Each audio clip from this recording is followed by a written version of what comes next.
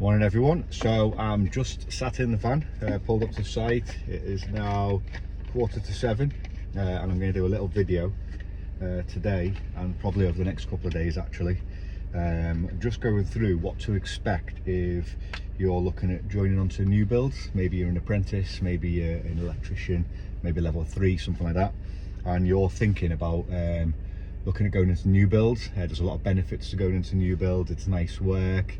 There tends to be a lot of it. It's rinse and repeat as well, so if you're kind of into all of that kind of stuff, then it can be a fantastic place to work. I mean, I love doing new build work, to be honest with you. So I'm just sat in the van now, and what I'm going to do over this little video, and I'm editing it all on my phone, so please bear with me, is I'm going to try and sort of give some hints and tips and sort of manage your expectations of what to expect if you get into new build work. Now obviously every site is different, every electrician does things slightly differently. Some people will wire into the attic, some people will wire through the floor and use the lower floor. Some people will cap, some people won't, but we try to stay away from clipping as much as possible because it just takes so much time, and it can look unneat, it can look untidy. So you'll pick all this up anyway if you carry on watching the video. So what I'm going to go through today is I'll go through some of the basic tools that we use on first fix. So that's what stage we're at now. We're first fixing a new plot. One of my pals, Jake, he's already been in and been doing some box fixing while we were called off to another job to give him a push on that. So I'm back with him today, and some of it's partially box fixed. We'll go through what to expect when box fixing, fixing onto breeze block, fixing into one side plastered wall and fitting into just tinned wall. So using some of the metal strappers, using your dry liners, and fixing back boxes, both 25mm for standard sockets, 5 amps, things like that, and then 35mm boxes for anything that needs to be a little bit deeper. So for example, in these particular plots, the bedsides have two-way switching on 4 lighting loads. If you're not sure what that means, carry on, I'll try my best to explain it. Sometimes it's easier when you know something to actually do it yourself than explain it, but I'll do my best with some of the video later on.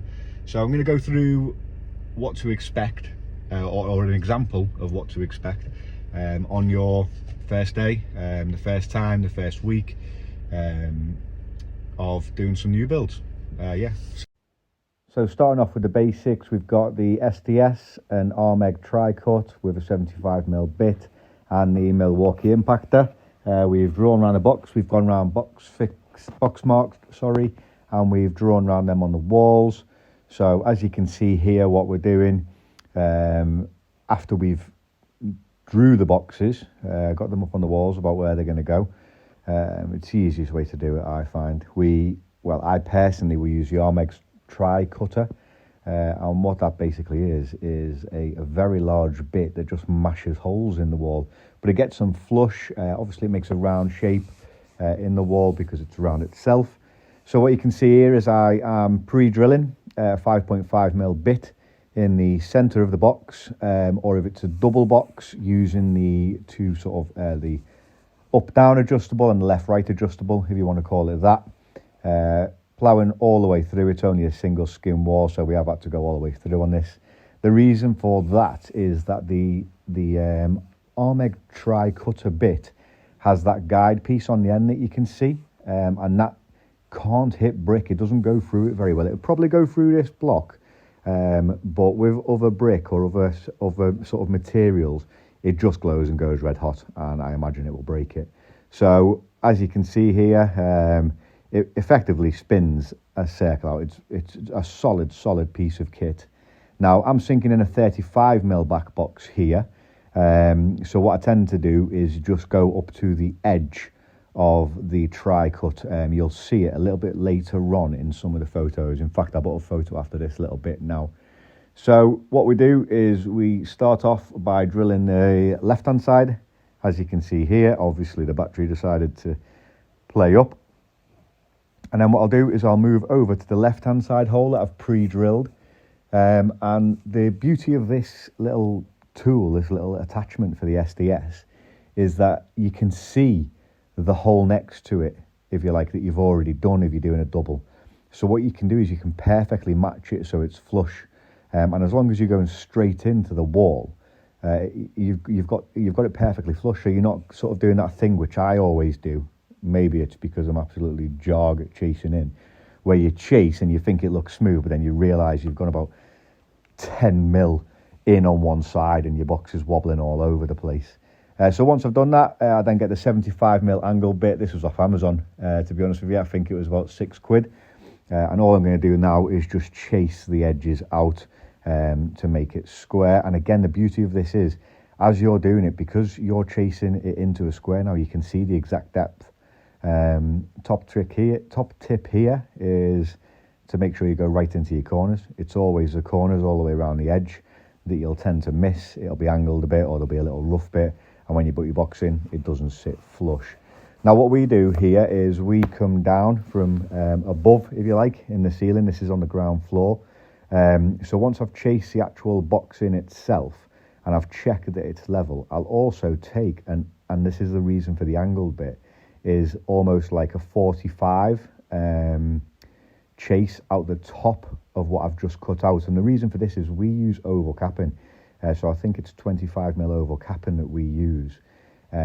As it comes down, because the box is chased in, the entry points where you would put your grommets sit halfway in the wall, if you like, if you were to leave it as it is.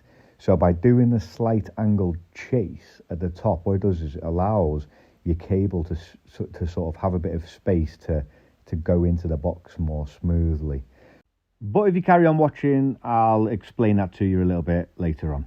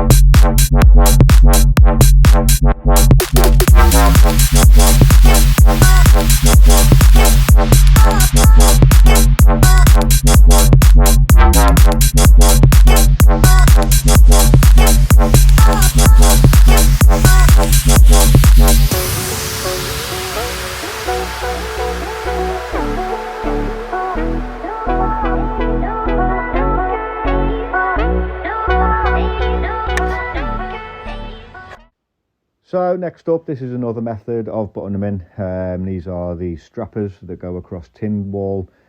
You've probably seen these. You see them a lot in new builds, especially if the one side of it hasn't been boarded. If one side's been boarded, nice and easy, mark your boxes out, cut it out, stick a dry liner in. In our case, we're not doing that. We're putting these in for the metal back boxes because there is no board and the borders aren't due back on site. So what I'm doing here is measuring to find the centre of the lug of the back box I'm going to put in. Now the reason for that is that the strappers sit directly across the back in the middle. So I want to find the centre, level it off, if possible get a laser through it. However, here obviously it's just brick around me, so nothing great to use, just my luck. So I've measured it up. You'll end up with this once you've cut them down. What you want to be doing is sitting that so that your back box, once it's mounted, sits just flush or slightly in front of the tin. That allows for when the board goes on, you get a nice neat finish on your boxes. So I'll show you what that looks like, and you'll also see in a moment it upstairs in more detail. So keep watching if you want to see that. It's riveting. A bit like, for some reason, why I keep recording my bum on all my videos. Not sure why that happens. Maybe I'll get some extra followers from it. Who knows, eh?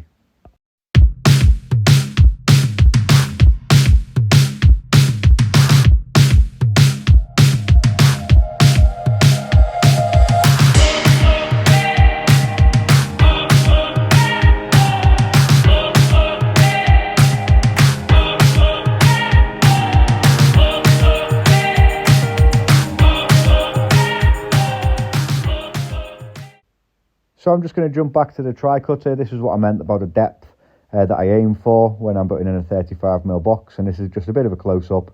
Once you've chased out your sides and put your 45 angle in, this one's upstairs, obviously. It's coming from down below this time, so I've done the 45 upwards, so that once the capping's on, it's nice and straight. I don't think you can get much more of a need to chase than that. Get it level, and then it sits just proud of the wall, just enough so that when the borders have been in, it should be flush, maybe slightly behind.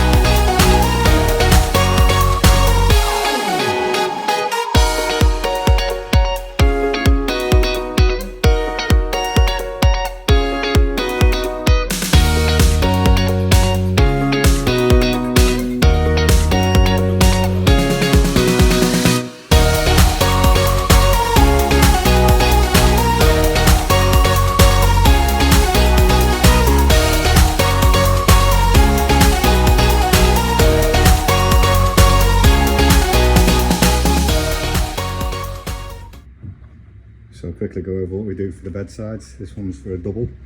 So measured the space out halfway, double bed width, 15 centimeters over to allow for a little bit of extra. And what you'll see is that's where the socket's going to go. Box width apart there. So what I'll end up with when I've got some 25mm boxes is something like that, with a single box width apart. And the reason for that is so that straight above you can get your 2 bits of capping straight up. These bed sides are going to be 3 gang, and they've got pendant spots and 5 amps, which are what are next to the bed there. You've got 5 amp in a socket, so they need to be 35s chased in. So we measured them out. They're a bit higher than usual. We've allowed for the underfloor heating that's going in, which is basically like a slab that goes on with it built in, and floor goes off, so we've allowed 55 for that. And then what we do is, once you've got them in, laser up, so it gives you an idea, get your height on that one, and then where it crosses over, that's basically where your lug's going to be. Level on it just to be safe, straight through using the arm egg cutter, and then you end up with your bed sides. So I'm going to put the other double socket on there now, and exactly the same over here, but this one's slightly wider as for the master bed, as we measure out for a king size. Again, around about here, when the 25mm back boxes come, they'll go there, and you end up with the same. And then what that also means is that we have the dimmed, you see, so the dimming happens here, so this is the only place you can do the dimming, and it's all done on this switch, hence it being a double and deeper. Whilst we're here, these are the metal braces that go across, so again, that's quite a deep box there. So once you've got them cut like you saw before, to your right size, a few self tappers through, and there's your boxes. What we're actually going to do is go down, so we wire down. So what we'll do is we'll drop a laser, 1, 2, 3 through there. We'll do a 25mm through the tin, and then a 20mm hole through the floor, through the wood, to take it downstairs. No grommets needed, because it's coming up through the wood, and you've got that extra allowance on the 25. And then anything that goes up, obviously we take it through and grommet it through the tin, clipping it wherever we can to get it into position. So that gives you some sort of idea, but I'm about to do that in a minute once I've done this bedroom, so I'll go through it then. But that just gives you some sort of idea. Handy to have 2 lasers, one for your height, one for going up. If not, I just get the cross and get it to that point, and you just have to be wary. Obviously it's on a bit of an angle, but as long as it's near enough there, you can't really go wrong. You can eye it up straight up. Also, just a quick one to note as well, when we're doing the chase, do a little angled chase, because obviously that's a 35mm sunk into the wall. When it comes up, when your capping comes up, your capping finishes, but you've got that chase there, so your cable's going nice and easy. Just a little nibble on the bottom makes a big difference.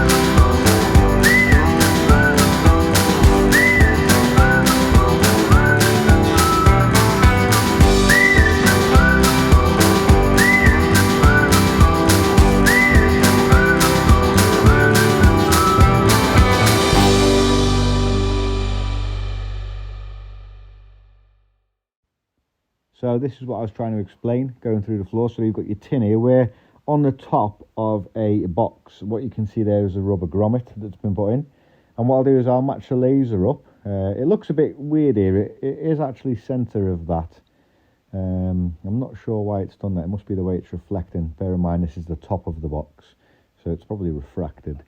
And what we'll do, well, what I will do here is it's a 25mm metal bit. Now, please bear with me. I did get a new metal bit after this because obviously this one was done. This is using the M12 as well, because my M18 batteries were on charge, so it was a bit more difficult than I would have liked it to have been. But I swapped this out for a Starrett, and it just made a massive difference, to be honest with you. Now, what I've done here, for some reason, I don't know why, is on my impactor, because that wouldn't fit in, I've got a little extension bar. And in my haste for filming, I pushed that into the extension bar as opposed to putting it into the drill, and I lost it. Nice one. So this is it from a slightly different angle. Does it work on this one? Oh, look, there's that refraction again. Makes it look like I don't know what I'm doing. Now, you can see on there, it's sort of lined up. That's the laser. Dead easy job until the M12 comes out again. I think this time, though, I did actually manage to keep my bit. So I'm using, that is the M12. Yeah, so that's it. Ease off, ease out. And this time what I've done is I've put it in to the impactor. This is one of the speed bits. Love them. Absolutely rapid, considering how big that floor is. And this time I kept my bit. Whee! Well done me. Basic, really, innit? What you can't see here is that this, now I've moved over. This is actually for a low level TV point. So you've got your socket there, and then the next one over is going to bring up our data and our coax for the low level TV points. But again, just demonstrating another little technique. Get your laser on it, 25mm hole through the tin, and a 20mm hole through the wood. Just removes that need for a grommet because it's coming up through the wood instead. So yeah, just a little idea there.